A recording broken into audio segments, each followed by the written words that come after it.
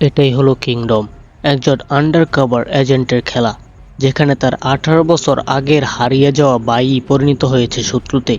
এমন সব বিপদের সম্মুখীন সে হবে যা কল্পনাকেও হার মানায়। শেষ পর্যন্ত ভিডিওটা দেখুন, কথা দিচ্ছি 1 সেকেন্ডের জন্য বোর হবেন না। তো প্লিজ দয়া করে চ্যানেলটি সাবস্ক্রাইব করুন। তো চলুন ভিডিও শুরু করা যাক। সিনেমা শুরু 1920 সালে শ্রীকাকুলাম কোস্টাল বেল্ট, যেখানে সব কোস্টালরা বসবাস করত। হঠাৎ একদিন সেখানে আক্রমণ করে ইংরেজরা, কারণ এখানে প্রচুর পরিমাণ স্বর্ণ পাওয়া গেছে। কোস্টালরাও ইংরেজদের বিরুদ্ধে লড়াই করে, কিন্তু টিকতে পারে না। কোস্টালের রাজা তার মুকুটটি একটি বাচ্চাকে দিয়ে বলে যে এই মুকুটটির হকদার, তাকে এই মুকুটটি বুঝিয়ে দিতে। বাচ্চাগুলোকে একটি নৌকায় করে পাঠিয়ে দেওয়া হয় শ্রীলঙ্কায়, আর এদিকে ইংরেজরা রাজাকে মেরে ফেলে। 1920 সালের গল্পটা এখানেই শেষ হয়। ঠিক পরের সিনে দেখানো হয় 70 বছর পর, মানে 1991-এ হায়দ্রাবাদের একটি থানায় আসে সুরি। বন্ধুর থ্রুতে থানায় একজন বিশিষ্ট স্কেচ আর্টিস্ট, যে কিনা ছোটবেলার ছবি দেখেই বড় বেলার ছবি আঁকতে পারে। সুরির ভাই 18 বছর আগে মার্ডার করে বাড়ি থেকে পালিয়ে গেছে। সুরি যে কোনো মূল্য ভাইয়ের খোঁজ চায়। সুরি থানার বাহিরে একজন বৃদ্ধ লোককে দেখতে পায়। তার নাতিকে পুলিশ সরাসরি তুলে আনে এনকাউন্টার করার জন্য। কোনো ওয়ার্নিং না দিয়ে বৃদ্ধ লোককে পুলিশ মারার কারণে সুরির মায়া হয়, তাই সে আসামি এভিডেন্স রুম খুলে দিয়ে পুলিশের সাথে মারামারিতে জড়িয়ে পড়ে। এই সুযোগে আসামি পালিয়ে যায়। তারপর সুরি বাড়িতে ফিরলে দেখা যায় তার বড় স্যার সুরিকে অনেক শাসাচ্ছে, কারণ ডিউটিরত অফিসারের সাথে মারামারির কারণে সুরির গ্রামের কনস্টেবলের চাকরিটাও চলে যাবে। তাই সুরিকে বুঝাচ্ছে, তুই মাপ চেয়ে নিবি আর বলবি দ্বিতীয়বার আর হবে না।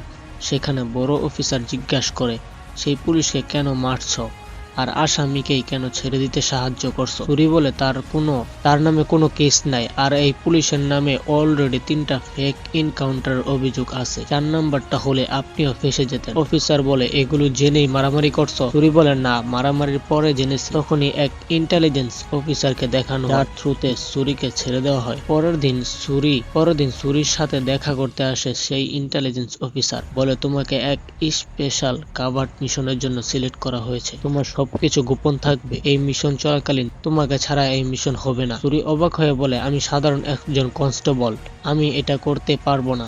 তখন অফিসার বলে, তোমার ভাই শিবাকে পাওয়ার এটাই একমাত্র রাস্তা। তখনই সুরি রাজি হয়ে যায়, এটাই সুযোগ 18 বছর আগে হারিয়ে যাওয়া ভাইকে খুঁজে পাওয়ার। তখনই সুরি আর তার ভাইয়ের ছোটবেলার স্মৃতি দেখানো হয়, আর তখন দেখানো হয় ভাই শিবা কাকে মার্ডার করে পালিয়ে গিয়েছিল। মূলত শিবা তার বাবাকেই মেরে ফেলে, কারণ বাবা সবসময় তার মাকে নির্যাতন করত। আসলে পালিয়ে যায় নাই, তাকে গ্রামের লোকেরা তাড়িয়ে দেয়, নয়তো পুলিশ ধরে নেবে। ঠিক তখনই সুরি প্রতিজ্ঞা করে যে কোনো মূল্যে তার ভাইকে খুঁজে বের করবে আবার। তাই তো এত কঠিন মিশনেও রাজি হয়ে যায় সুরি। আর সেদিন রাতেই সুরিকে নিয়ে দিল্লি চলে আসে ইন্টেলিজেন্স অফিসার, আর সেখানে এক ব্রিফিং দেখানো হয় শ্রীলঙ্কায় সবকিছু কিভাবে কি করতে হবে। সেখানে গিয়ে আগাম আক্রমণের বিষয় জানানো হয়। ইন্টেলিজেন্স অফিসার শ্রীলঙ্কায় জাফনার এক খবরে এসেছে এক শিফটের মাধ্যমে দেশে অনেক আর্মস ঢুকবে, এগুলো দিয়ে দেশের গুরুত্বপূর্ণ মানুষদের মার্ডার করা হবে। এই আর্মস গুলো আসবে হংকং থেকে।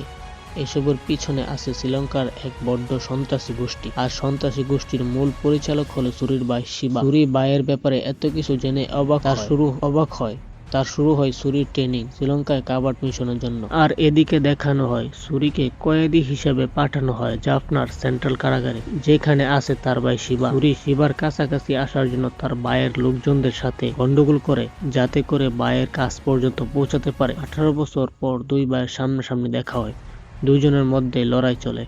এক পর্যায়ে চাকু ঢুকিয়ে দেয় সুরির পেটে। তখন শিবা বলে, হয় মেরে ফেলো, না হয় তোমাকে মেরে ফেলবো। তখনই শিবা বুঝতে পারে এটি তার ছোট ভাই সুরি।